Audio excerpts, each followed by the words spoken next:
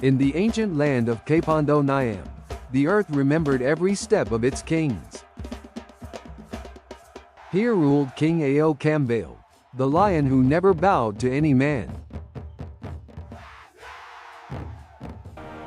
His kingdom rose with gold, power, and the roar of endless drums. But even the strongest throne carries the weight of unseen destiny.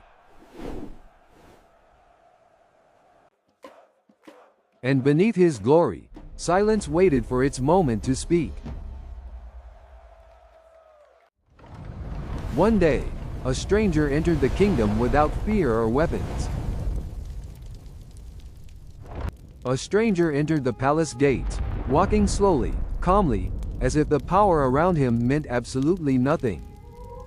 He carried no weapon, no shield, no army behind him, yet every guard felt something deeply unsettling.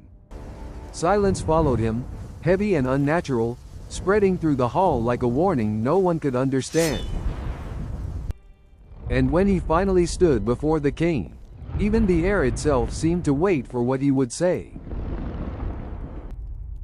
The stranger looked directly into the king's eyes, not with fear, but with a knowing that could not be explained.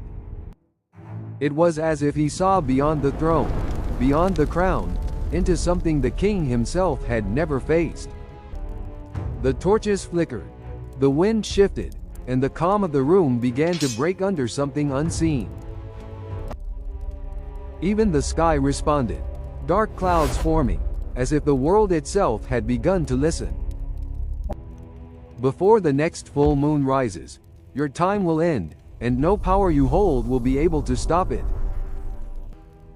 The king laughed at the warning, his voice filled with pride, because nothing had ever stood against him before. He trusted his strength, his power, his throne, believing it was enough to overcome anything that dared challenge him. But when the full moon rose, it did not shine white, it burned red across the sky like a silent judgment. His strength began to fail, his breath grew heavy, and for the first time, fear found its way into him. And beneath the ancient baobab tree, the king collapsed, as the wind carried away the power he once believed eternal. Then, he opened his eyes again, but the world he knew was gone, replaced by endless silence and drifting emptiness.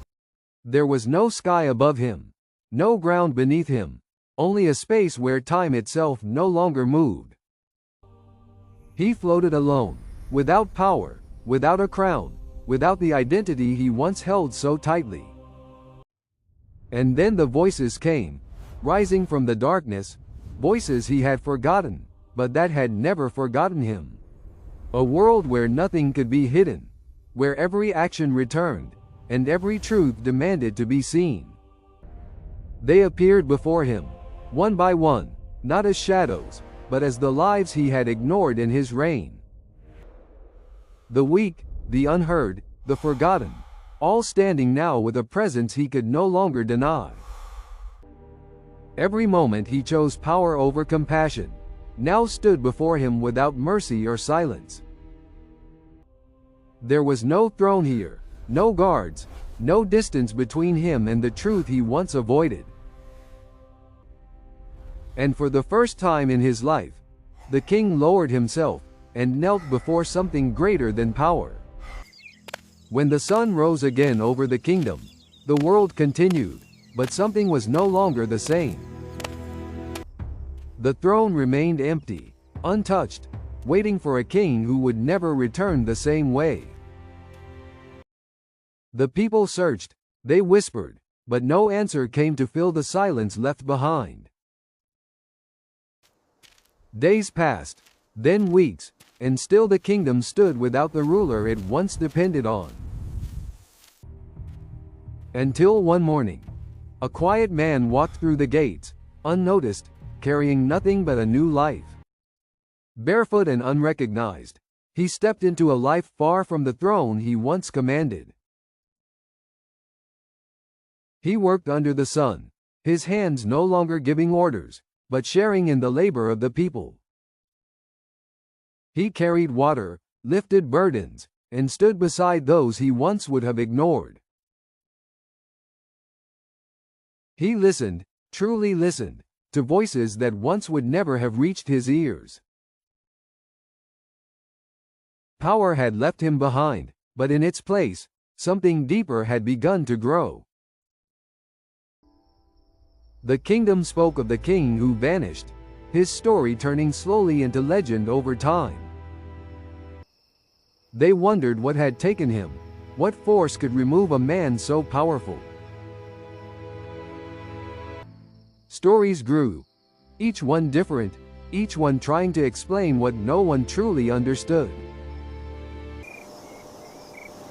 But the truth was not lost, it simply lived quietly among them, unseen and unchained. Because the king they remembered was no longer the man who walked beside them every day.